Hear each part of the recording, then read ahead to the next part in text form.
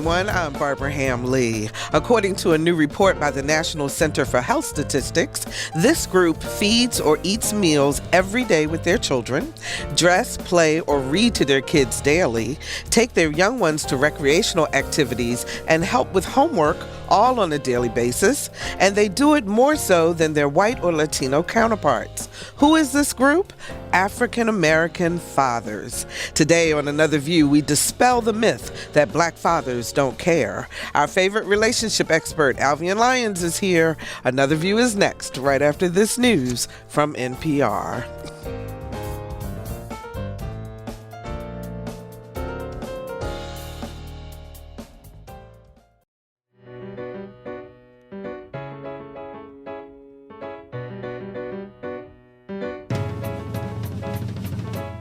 Discussing today's topics from an African American perspective, this is Another View.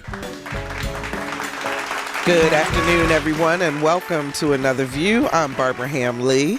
Our favorite relationship expert, Alvean Lyons, is here, along with Commonwealth's attorney for the city of Hampton, Anton Bell. We're going to talk about the real story of African American dads.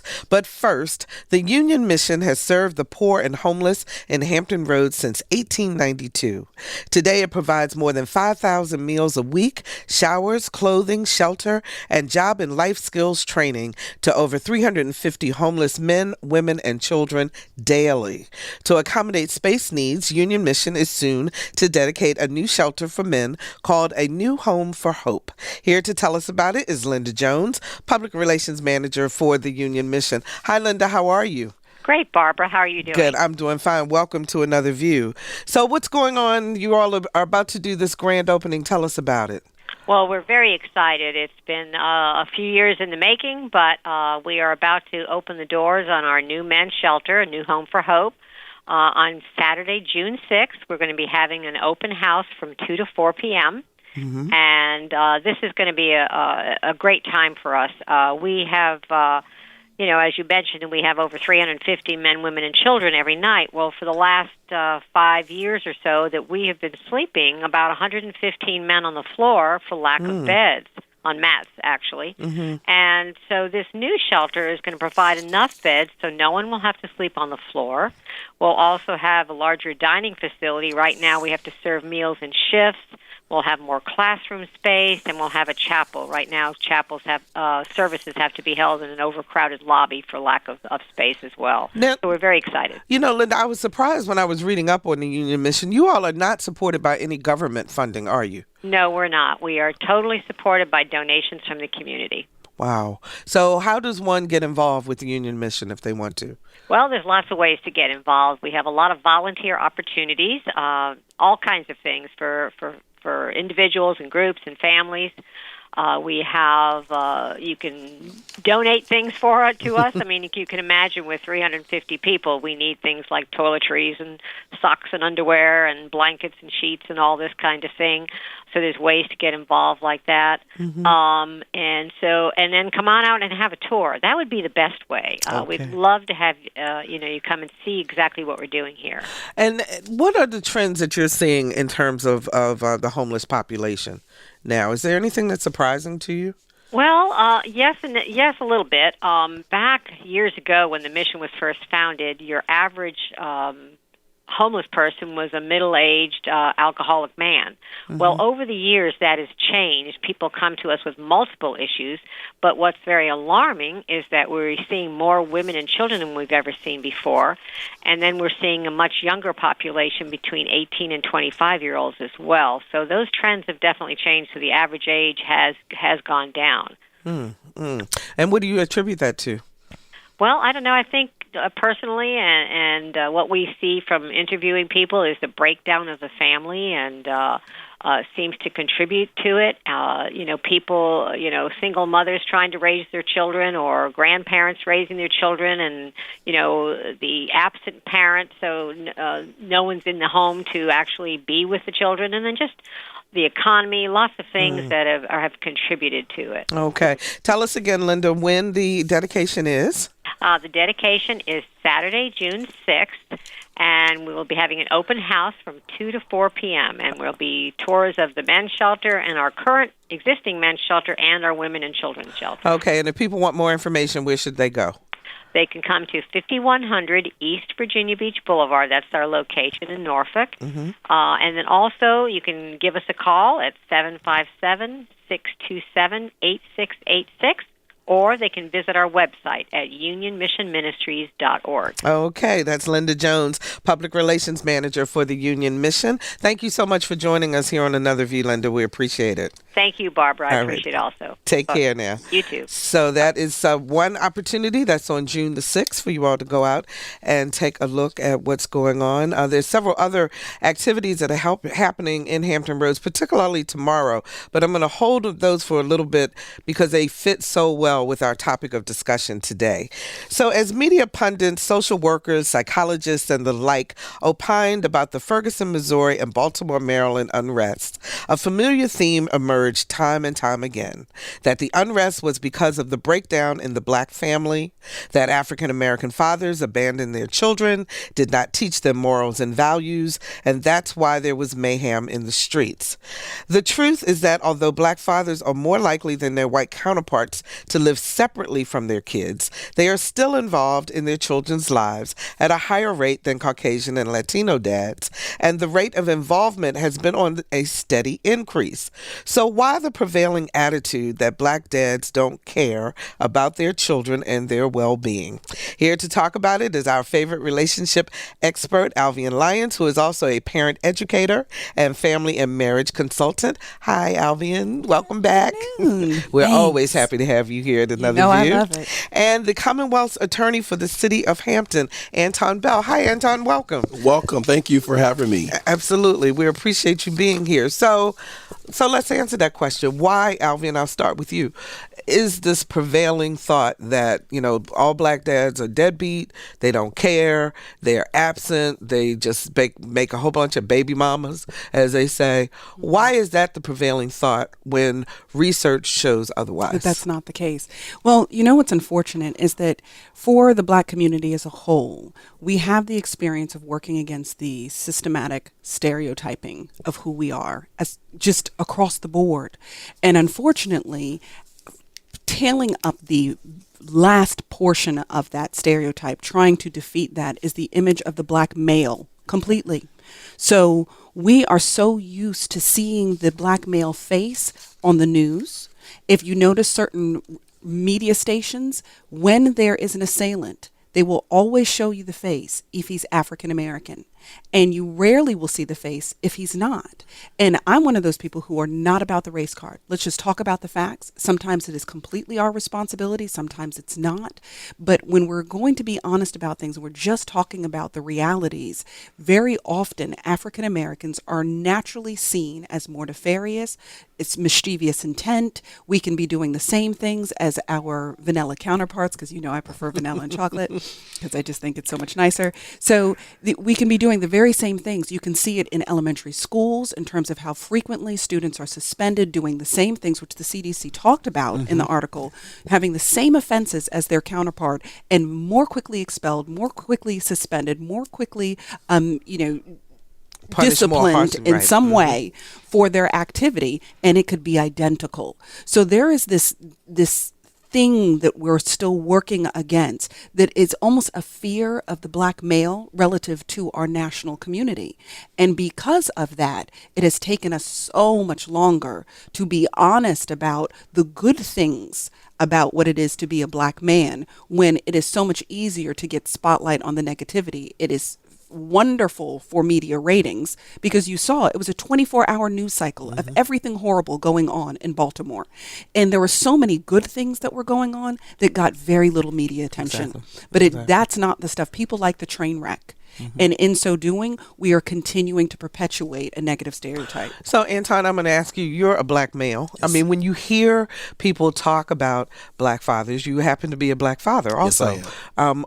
What goes through your mind? How do you embrace that or not embrace that? Well, as a black father, you have different set of challenges. Just growing up, knowing that you are a black male, my mom always told me you have to be twice as good, twice as better.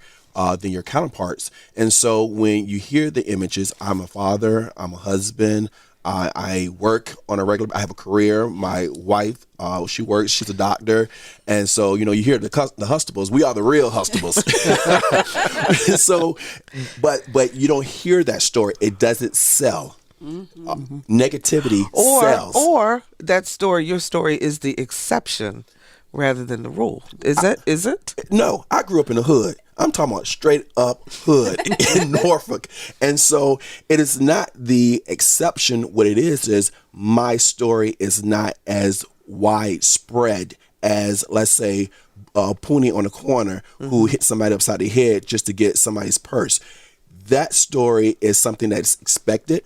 And because it's expected, then people want to hear about it. Their ears are open and tickled for that. But when you hear about a black boy who used to sit home and read the encyclopedia when he was a kid instead of going outside and play, and he got scholarships for undergrad, law school, and so forth, that's a story no one wants to hear because it doesn't sell. So what do you tell your son? I tell my son, first of all, you're a leader. You're not a follower. You have to be bigger and better, because my son has also a speech impediment. And so one of the things I always tell him is, look, you are created to do things that no one else can do better than you. And so you have to, first of all, find out what it is that you're good at. And then it is up to daddy and mommy to hone in on those gifts and prepare you for the world that's out there. The world is not good. The world can sometimes be really rough and nasty. And so he has to have those skills to be able to deal with those challenges when they come. But here's the bigger thing I teach him. I teach him about authority. Because if my son gets the principle of authority in the home, he'll understand authority which extends outside the home, to the teacher, to the pastor, to his boss, and here's the other piece, to the police officer. And that is one of the major issues. But Alvean, we talk about the fact that I think the number now is 67% of African American children are born into single family households. That is the stat that people pull out when they talk about the fact that dads aren't there. But that's not really true, is it? I mean, that stat may be true, but dads... But it's not the whole story. Exactly. Because we can say all kinds of things. It may be true that we saw her with a bag of apples walking out of the store, but that doesn't mean she stole the bag of apples walking out of the store. It's just you're just giving a snapshot of something that has a much bigger story to go along with it. So it is true, yes, that it's 67% being, existing within single family households. But what the story does not expand on is how involved those fathers still are, despite the fact that they are not necessarily living in the same households. And so much so that they are actually statistically, according to the CDC, more involved than both their Hispanic and white counterpart, which is not a story that we hear. But if you watch the intimacy between a black father and his son, there is a level of empathy and compassion that often exists between them because the fathers already know what the sons are going to experience. Already know. So there's this love that exists between chocolate men and their chocolate boys that if you have not had the opportunity to experience it, I wish it for everyone. It's the most beautiful thing you will ever see. I want to ask you about your husband and your son in just a minute, but I want to throw the phone numbers out there, 440-2665 or 1-800-940-2240. Those are the numbers to call to join our conversation today. We're talking about African American fathers. And I particularly would love to hear from some African American fathers who are doing the best they can to raise their children. 440-2665 or 1-800-940-2240. Before I talk to you about your family, Alvean, you were shaking your head as Alvean was speaking about that empathy and that relationship between a black man and his son. She hit it on the nail. We already know the set of challenges that our children are going to have to face, particularly our black boys, are going to have to face when they grow up. Not just when they grow up, but even as children, because they deal with those issues in the classroom. They deal with those issues when they're walking down the street. They deal with those issues when they come in contact with authority figures who may not necessarily have good motives towards them. And so we understand, and it's unfortunate. I remember having a conversation recently with my son, who is 7 now, and he's watching Baltimore on fire, and he's watching why the people are rioting and why they're upset. And he said, "Daddy, I'm scared." He said, "Because I said, well, why are you scared? And he said, because they're killing black boys. And he said, are they going to kill you? Are they going to kill me? He's 7. I should not have to have that conversation with a 7-year-old. But unfortunately, I already know I have to prepare him, because when he goes and comes into contact with certain people who have implicit biases, not the express ones, but the implicit biases where they have the stereotypes of how a young black African American is going to act or going to behave. Already predetermined before they even meet the person. He needs to be prepared to deal with that challenge rather than act a fool or explode with his emotions because he feels like he's being targeted, but he may not get a chance to live to tell his story. So he needs to know how to interact with those individuals. So yeah, we already know what the deal is with when it comes to our kids, and we have to prepare them. And we feel bad for them that they have to live in this environment. But as some people say, it is what it is, and you treat them in such a manner that you adore them, but you prepare them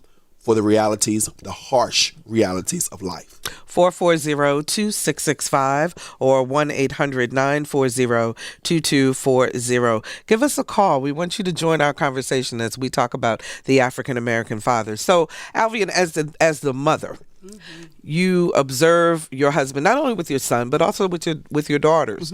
What's the difference? Well, I would say that men have a tendency to just love their daughters, but they have to prepare their sons. So I watch the difference in the way that my husband interacts with our kids. And with our girls, I mean, I was very much the one left to the disciplining because he refused in any way to do anything where our girls were concerned, other than, tell them what they needed to do. So it could only be verbal, but even that couldn't go but so far with them. But with my son, he's a lot tougher. Now, he's really, really affectionate with him, but he's tougher because he feels like I have to prepare him to be a man. And that means that people are not going to coddle him. So sometimes he will even say to me, look, you're not doing him any favors by fixing this situation or coming behind him and cleaning this thing up. He needs to do it for himself. And in my mind, it's just faster for me to do it. And I can ensure that it's going to be done right. I've got a teenage boy. I want to be able to eat off those dishes. So there are times that I just rather do it myself. But his thing is that is not how you prepare a man. And I can't be so nurturing to the point that I am stifling such that he is ill-equipped to stand on his own 2 feet. So I watch a difference between the way, because he trusted me to be able to prepare our girls to be good women. But he really sees himself as responsible for ensuring that my son is a quality man. So I want to ask you this, because both of you are middle class, married folks, okay? For Alvean, from the relationship standpoint. So as a single mother, how does she, or what should she do to encourage that father? Because one of the issues is sometimes they say, well, two people make the baby, the mother raises the child, does not let the father come in, does not allow the father that type of interaction. So what do we need to do as women in terms of supporting the men so that they can be good fathers? Well, and women are not going to love what I'm getting ready to say, but I'm going to tell you the truth. Just because he didn't want to be with you doesn't mean he shouldn't be with his kids. And a lot of times that's one of the issues we have. Well, if you don't want to deal with me, you're not dealing with the kids. If you can't have a relationship with me, you're not having a relationship with these kids. And we use the kids as pawns in our adult relationship.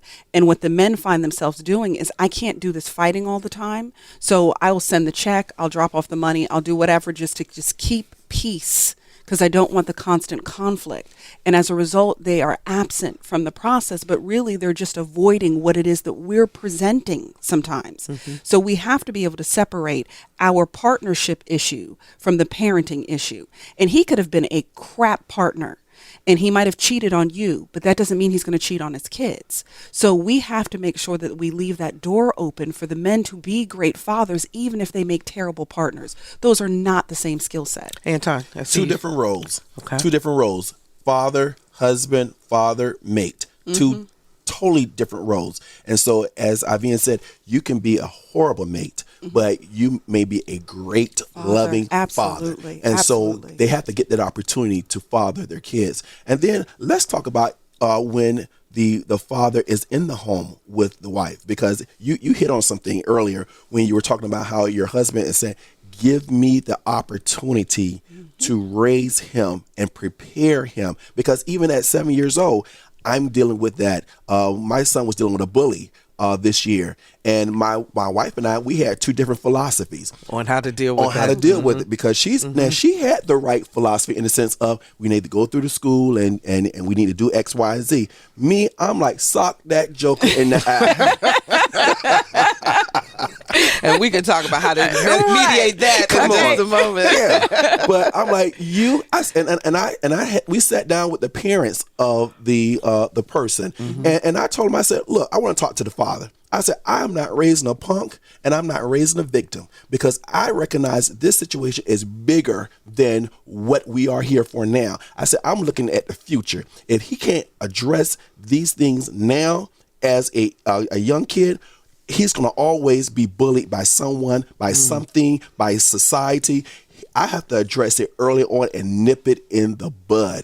And the father got that. And so we have to prepare our kids. And my son, he got it. Because daddy was like, look, I'm preparing you for something that's right now bigger than what you can understand. Understand what's going on. 440-2665 or 1-800-940-2240. Desmond joins us from Yorktown. Hi, Desmond. You're on the air. Hi, how are you today? Okay, how are you?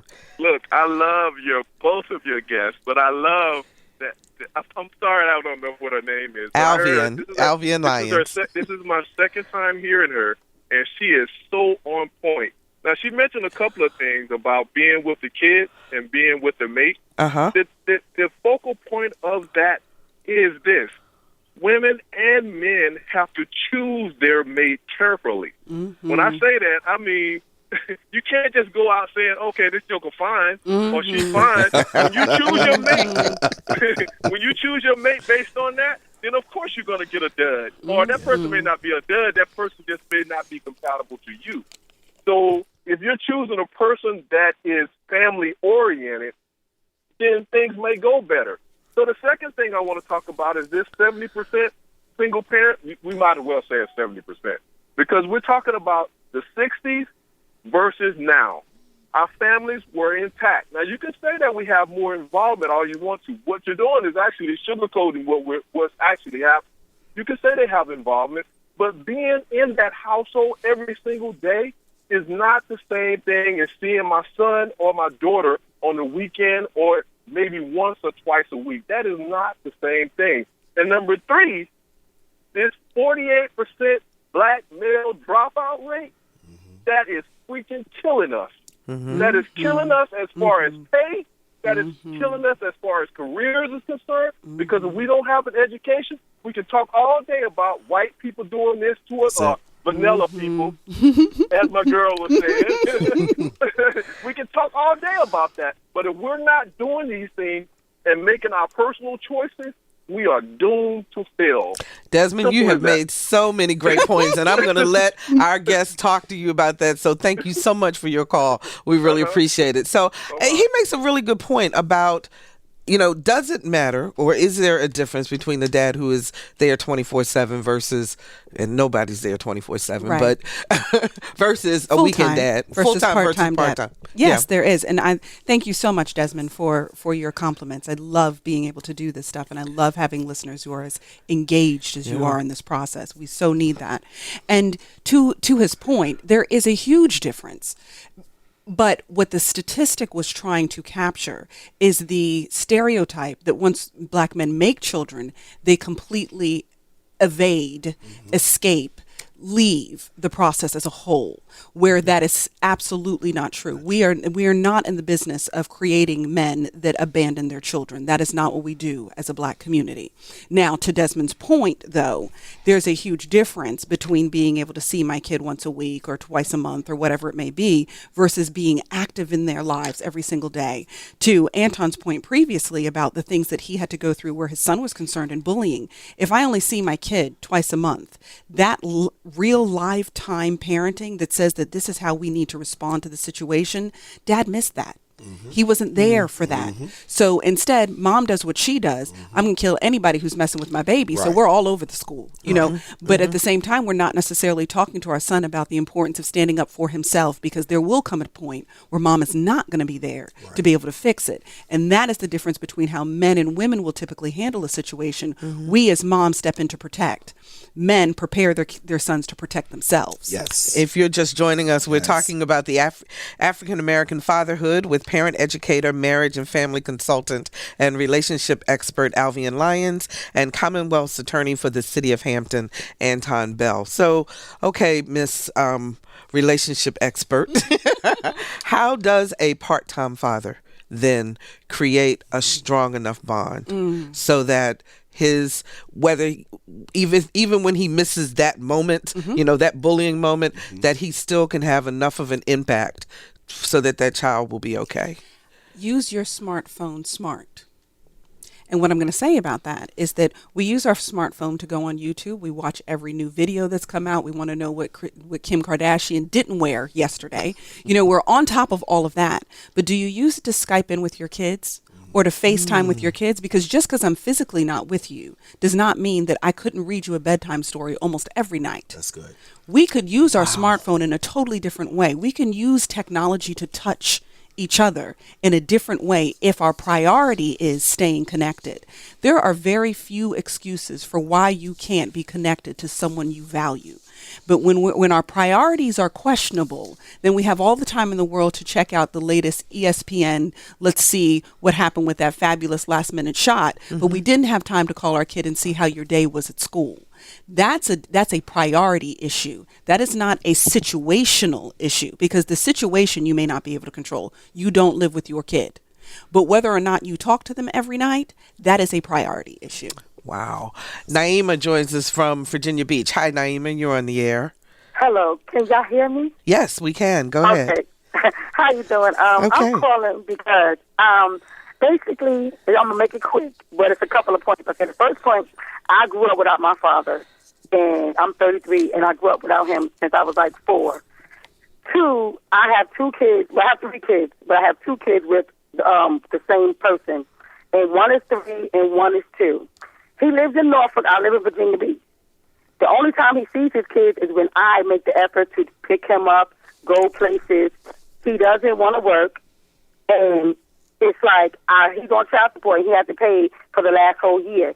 But my thing is, I'm trying to figure out, how do I get over it? Because I'm an emotional person. I want to be able to change my family karma and be able to, you know, have my kids have a great dad. But just because he's the father, that might not mean he's just going to be, he's right for their life because of the type of lifestyle that he's living. Okay. So what should I do? Because when I try to make the effort, I make the effort, and then he keeps lying to the kids. My son is 3, and my son always asks about his dad. Where's my dad? I'm like, I don't know. Where does he live? I don't know, because I really don't know. Okay, Naima, let's let Alvean and Anton answer your question and give you some help on this. Anton, you were saying that you can relate to this experience. That was me. When I grew up, my mom was a teenage mother, and I had a brother, older brother, and my father was not in my life. And later in my adult years, I discovered that he had been hooked on cocaine for 20 plus years. And so he was not a part of my life at all growing up. And so I understood that, but this is what my mom did. She always pushed the relationship. She did not speak negatively about him. In fact, I didn't discover about his addiction until I was an adult, and he shared it with me. But outside of that, I didn't know, but I'm certain she knew. But she always pushed as long as it wasn't a danger or harm for me, she always pushed opportunities for me to be around him and try to build it on her end. It was up to him whether he made himself available, but nonetheless, she pushed it. But here's the other piece she did. She kept me around positive male role models constantly. I knew what it was like to be an educated black man by the role models my mom placed me around, because she said there are certain things I can't teach him because he is a male. So she made sure I was around the positive role models. So certain things that I know now, I got it from them. A lot of things concerning having a plan, because I tell kids now, if you fail to plan, you've already planned to fail. And so I get that, and I got it as a kid. I had to have a plan. I had to have a roadmap to success. If I did not have that roadmap, then I was doomed to fail, because the stats were against me. The odds were definitely against me. I'm in a single parent home. I'm raised by a teenage parent. I'm living in poverty, and I'm living in the hood, and I don't have any positive role models in my environment, immediate environment outside of my mom. So the stats were against me. So she had to create her own stats to make sure that the odds were in my favor. Alvean, to Naima's point? Well, Anton hit a lot of valuable points. The thing that sometimes parents forget is that 50%, when you're talking to your kid about their other parent, the absent parent, you have to remember that you may be 100% you, but they're 50% that other person. So when you say horrible things about that other person, realizing it or not, you're telling your kid that 50% of you is messed up. That's it. So be very careful People about don't how think you about say that, those because kinds they of really things. are affecting the child's self-esteem Because as to well the as mom, yes. teaching the child that something's wrong with Because the to dad. the mother, all I'm thinking is you're 100% my baby. But to the kid, I'm 50% yours, and I'm 50% daddy's. So when you're talking about that other 50%, you're saying half of me. So be careful what you say, because over time, your kids are going to find out anyway. So we're not telling you, I will never tell a parent to lie to your child, because you don't want to destroy that trust that exists between you. But there's a difference between telling the truth and trying to point out how the other person is failing in this process. The other thing that I would say is what Naima is doing in terms of trying to make the effort, always make the effort. Always. Because sometimes it's even the presence of the child that will inspire the man to be a bit better. That's it. Sometimes they are his inspiration. If you take that out of his life, it's a complete spiral downward. So there's a relationship that exists within that family system, even though it's not a traditional system. So Phone's lit up. I totally agree that you have to make sure first that your child is safe. But second to the safety is controlled connection always should exist between the child and their biological parent, if possible. So I want to ask you guys about economics and how economics play into this, because a lot of males feel that they're supposed to be the head of the household, the financial provider. With the instances of unemployment in our community, lack of education in our community, all those factors, how does that also play into that breakdown of the family, and how can a father still, despite that, work with their kid? Well, here's the thing. You have to make sure that your child comes first. That is the priority. The child didn't ask to come into this world. And so when it comes down to whether you're going to have or the child's going to have, you have to make the child the priority. And so, and that was something that was instilled in me by a single mother. She always said, you are going to have to be the breadwinner in the home. What a lot of people do not know and understand about education is this. By third grade, if you are failing that third grade reading test, the government is preparing a bed for you in a correctional facility. And so if you do not understand the importance of education and the power of education and the opportunities that education will afford you. I went to school on a full scholarship, to law school on a full scholarship undergrad, because we were broke. So I already knew that my mom couldn't help me and my dad was nowhere near. So I learned early the power of education, because my mom made me think I was Superman. She said, you're a genius. You can learn anything. You can do anything. And she made me feel that way. So to the single mother, I applaud you. But make sure you begin to prepare them to understand, if you are well educated, the odds are you're going to be more economically sound and independent when you get older. You're in a better position. Okay, but say the father is already grown. Right. And there's nothing you can do about that. Right. So Anton's talking about what we do getting there. What do we do when we're already there? So if you're in a situation where you cannot provide at the level that you typically would, and I always tell audiences that there are three things that every woman wants in her man. She wants passion, she wants provision, and she wants protection. Three things every woman wants. And for a man, those are the three things we were expecting you to be able to provide for us. But when we talk about that word, because passion, that's we easy got to the understand. passion. We got that, okay? And we got the protection thing. Both Right. of those are pretty primal. Right. But when it comes to the providing thing, what does that mean? And when you can't provide monetarily, do understand that there are other exchanges you could make. You could provide when it comes to, you know what, baby, you don't have to take the time off. I will be there for all the parent-teacher conferences. There's nothing you're going to have to pay to get fixed in this house because I will figure out how to fix it. Because now, instead of paying $200 to fix it, we just saved $200, which is like I just made $200 for the family. We have to get creative in the ways in which we define things. But when we're committed to being the kind of parent and man we want to be, we will make those adjustments. So we can redefine provision, but you have to be serious about the fact that I will still be a provider, even if it's not monetary. Monetarily. Rich joins us from Virginia Beach. Hi, Rich. You're on the air. Hello there. How are you? Okay.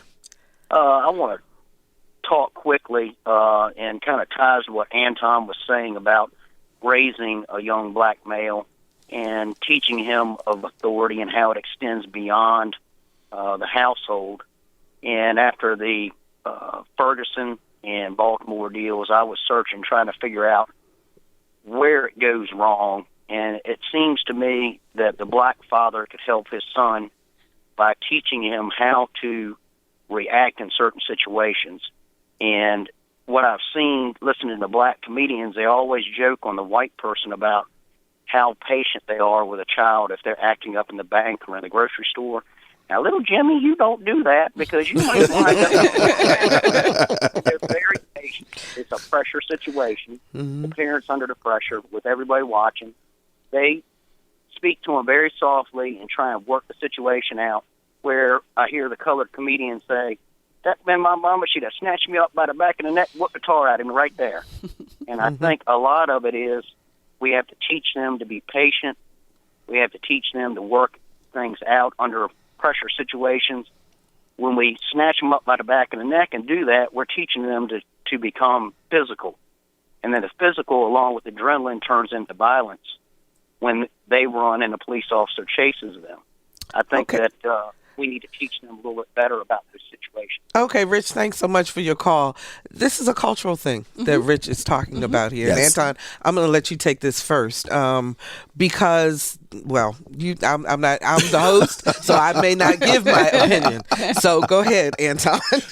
Well, first of all, Rich, a lot of black fathers do teach their children, particularly their black males, how to interact with law enforcement officers. What you're finding is when you don't teach authority in the home, particularly at a young age, then they don't understand how to respect authority when they get outside the home. And so, like, for instance, my 7-year-old, when I talk to him about something, I tell him once. My wife may tell him a couple of times, but I'm going to tell him once. And the reason I tell him once is because I told him, I said, look, me telling you once may save your life one day when you get older, because I may not have an opportunity to explain to you why I'm telling you this, or I may not be able to tell you more than once. And I'm trying to instill in them implicitly about obeying authority, godly authority at a young age, because when you do it at a young age, they'll get it as they're older. But here's the problem. When he said, I don't see that with African-American males when they get older, well, half the time you got young people training and having these kids, so they may not necessarily understand authority. And Ivy and I, we talk a lot about parenting classes. The lack of parenting education, particularly in the African American community, is somewhat taboo, because it's like you're trying to say, I'm a bad parent, or I'm a bad mother, I'm a bad father. And so they may not know how to teach their young person how to obey authority in the simple, small things, not necessarily by seeing it, but just in their behavior and in their interaction with their children. And so parenting education is so key. Alvean. It's one of those, I appreciate Rich's contribution, but it is definitely one of those two-sided coins, because the reality is if we were to, as an African American community, decide that we are going to be quite as patient as the vanilla community is with our kids about all the things that they do, and we already know statistically that when our child does the same thing as his vanilla counterpart in school, he's going to find himself expelled or on the other side of discipline. Are we not setting them up for failure on some level by not being a little bit tougher early on? Now, I'm not saying smack them in the back of the head. I'm not saying whoop them. I'm not saying any of those things. But we don't necessarily have as much elasticity in the way that our kids can conduct themselves outside without it potentially costing, as Anton put it out, costing them their lives. Because we already have cases nationally where we had vanilla parents who adopted black children, who raised them as any other vanilla child would have been raised, who found themselves abused by the police because they thought they can conduct themselves the way that their white counterpart conducted themselves when the car got stopped, and found themselves almost beat to death by the cops. And the mom never thought, because she never raised her son to see himself as African American, he was just her son. And she was a vanilla teacher. She believed in education. She believed in equality. She loved colorlessly. The woman couldn't have done it any better.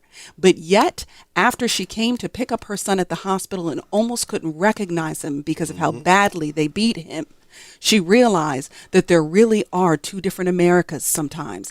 And I'm not suggesting in any way that our boys in blue are always out for some kind of nefarious reason. I'm not suggesting that at all, because we absolutely support our police. But there are times that we, as an African American community, having been on the other end of that stick, generationally, we have a different relationship with the police, and we train our children to survive the experience. And it's unfortunate the way that people responded in Baltimore, and I do not support the pandemonium that was going on in Baltimore, because there are better ways to make a point. But I do understand the chaos when you feel like there is nothing you can do. But if just like a child, I rather have negative attention than have no attention at all. Speaking of the police and so forth, I want to let our audience know about two things that are coming up tomorrow. The Norfolk Police Department is holding a We Care Fest, Community and Cops Cookout. And it is tomorrow at 11 a.m. at 100 Broadway Street.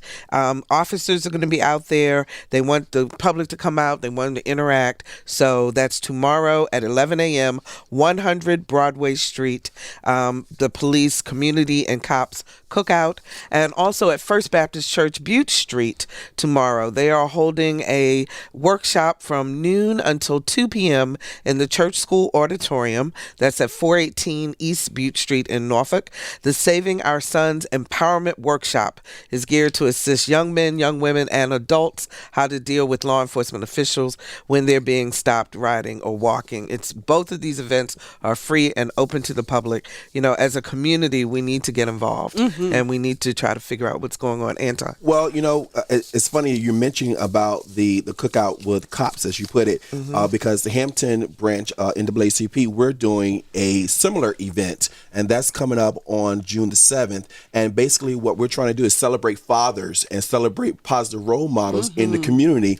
And so what we did is we said, okay, let's get our law enforcement agencies together and let's bridge the gap between them and the community so they can be able to interact with us in a non-antagonistic manner. And so they're going to be bounce house. They're going to be celebrity dunk tanks. We got our mayor, our chief of police, and I personally am going to get in the dunk tank. So you can dunk him. So you could dunk me, the prosecutor. You could dunk me, but it's going to be on June 7th from 2 to 6 at the YMCA off of LaSalle Avenue. And we just want to reach out to our fathers. We want to empower them to be the best fathers that they can potentially and be. we will put that information also on our anotherviewradio.org website so that people will know where to go to find out more information. Let's talk to Michael in Virginia Beach. Hi, Michael. You're on the air. Thank you. Yes, economics professor Walter Williams has a similar story to that of Antoine, being raised by a single mother who taught him discipline. And one of the strongest points that he brings out is that in the 1950s, black families were less likely to have an illegitimate child than white families in this country. Mm-hmm. I haven't heard you say anything about punishing and discouraging illegitimacy and fornication. And I'd like to know, how do we compare the black Muslims, the Nation of Islam, to the black Christian churches on how they impose discipline? Okay, Michael, thank you so much for your call. To his first point about, I don't call children who are born of single parents illegitimate, but children who are born with single parents in the single parent household. In various faith traditions, you have very fundamental orientations to things, and then you have very progressive orientations to things. So, and we've seen strengths and weaknesses on both ends. Safe enough to say. Mm-hmm. And we are now in a different kind of society where we now are experiencing women who are fully capable of taking care of themselves independently, who have decided they don't necessarily want to get married, but they want to have a child. We have men who have decided they don't want to get married, but they would like to be fathers, but they're not prepared to be husbands. And I have to tell you, in the work that I do, I appreciate people who are at least honest enough to recognize that you may not make a good partner, but you know you'd make a fantastic parent. As long as you have the kind of relationships, and I'm not suggesting that everybody should have children outside of the institution of marriage. That is certainly not what I'm saying. But I do recognize that you can have people who are single parenting better than people who are doing it as a partnership. Absolutely. Because if you are fighting with each other every day and cussing each other out in the kitchen, believe me, you're not helping your children in any form or fashion by staying together. So the kind of experiences that I have to deal with people who have come out of those is even worse than the experiences of those who have come out of households where they might not have had cornflakes, but their mom was there every single day for everything that they needed. So I'm a little cautious about how we handle that. And as a person of faith also, I recognize that our responsibility is to love first. Yes. That's our responsibility. And as a community, when we love and we see ourselves as our brother's keeper, we can build a family in a way that may not have been the original way in which things came together. We have a way of being able to support one another such that these children don't suffer because we may not have made the best decisions as adults.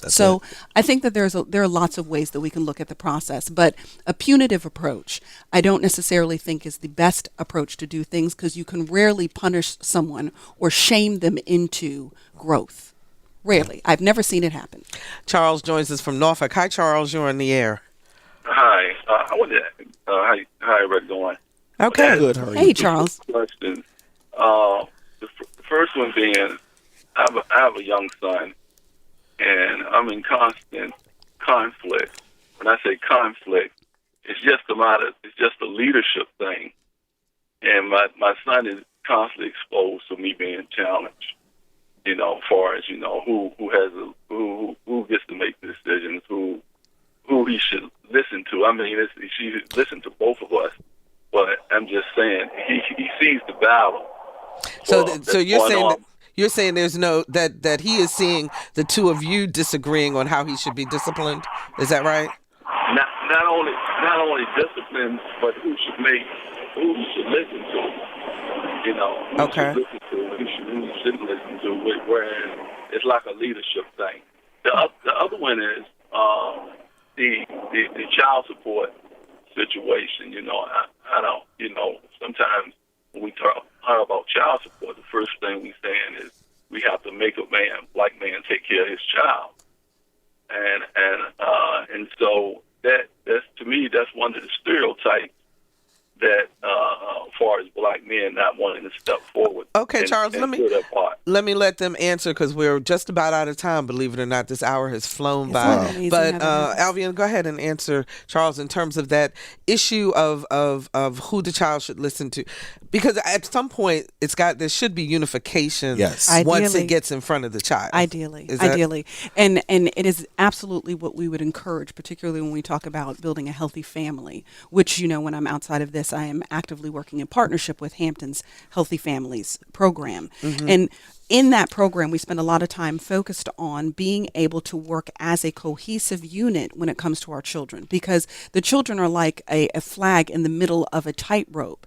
If you and I are both tugging, the child doesn't even know where to go, because I don't want to be in trouble with it, whichever parent I'm going to be spending time with. So inevitably, we make it the child's fault that we didn't get this thing right. So our maturation as adults says that we've got to figure out how to hash it out privately, so that when we stand before our child, we have already decided that here are the things that we're going to do and not going to do, and that each parent respect each other enough to reinforce what we agreed to. So it's not, we can't do everything perfectly, but we've got to respect. So okay, here's a situation where you don't have a chance to talk ahead of time, but should the wife or the husband or the father or the mother just bite their tongue at that moment and support whatever the decision that the other parent made, and then talk about it even more on the other side if they really disagreed with it? Do you know what I mean? It depends what the circumstance is. If you're in a place where you can say, you know what, baby, you sit right here. Daddy and I are going to walk. We're going to go around the corner. We need to talk about this real quick. If you're in a place where you can do that, I would totally prefer that you did that, especially if this is a situation where we are on total opposite ends on how we're going to handle the situation. Now, if you're in a circumstance where you don't have that flexibility, the child's getting out of the car, getting into the other person's car, getting ready to pull off, and there's nothing you can do, then there's nothing you can do. But you do revisit that, because ultimately you're going to be doing this thing for 18 years plus. Or more. Okay? Yeah. Plus. Yeah. So we need to make sure that we find a way to do this thing effectively, because really it's not about you or I as the adult. We made a child together. It's about them. That's it. Okay, go ahead, Anton. They're the priority. And that's just the bottom line. And so it's not about my feelings, your feelings. It's all about that child and what's best for that child. And so if you have to bite your tongue so that the two of you can privately have the conversation and be on the same page, you do so. Because it's not about your ego. It's about the child. Absolutely. Okay. We got less than a minute left. I can't believe this hour is gone already. Oh my gosh. Okay. Tell us again about your event on the 7th. Yes. Anton. Okay. So it's the Hampton NAACP, and we're holding our second Celebrating Fathers and Role Models barbecue with law enforcement in honor of Father's Day. And it's going to be at the Hampton YMCA, which is at 1322 LaSalle Avenue, from 2 p.m. to 6 p.m. It's going to be a free event, and it's open to the entire public. So we're asking everyone to come out there. The police department, they're going to be barbecuing, and you're going to have a celebrity hour where people are going to be dunked. As I said, our mayor, our chief of police, myself, we're going to be dunked, and we're getting some more people dunked. But there's going to be also a symposium, because we want some takeaways. And Miss Alvean is going to be one of the moderators. I will and be so there. our relationship expert, and she's going to help us in being able to give out some successful tools and resources to our fathers about how they can better implement their role in the lives of their kids. And we are out of time. Yes, Thank you, we are. Alvean. Oh, it's Thank such a you, pleasure, Anton, so always. much. And that wraps it up for this edition of Another View. If you'd like to hear the show again or share it with a friend, go to our website, anotherviewradio.org, and download the podcast. You can also sign up for our eView newsletter. It's a once-a-week reminder of upcoming shows. And please, go ahead and like us on Facebook. We're over 1,000 now, so keep going.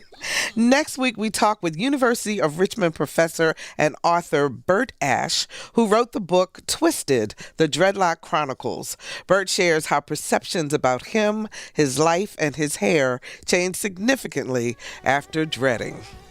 Our theme music was composed and performed by Jay Sennett. Lisa Godley is our show producer. Ray Lynn sat in today for Victor Bowen as our audio engineer. And Chantel Davis answered our phones. I'm Barbara Ham Lee. Make it a great weekend, everyone. And let's get together again next Friday at noon for Another View.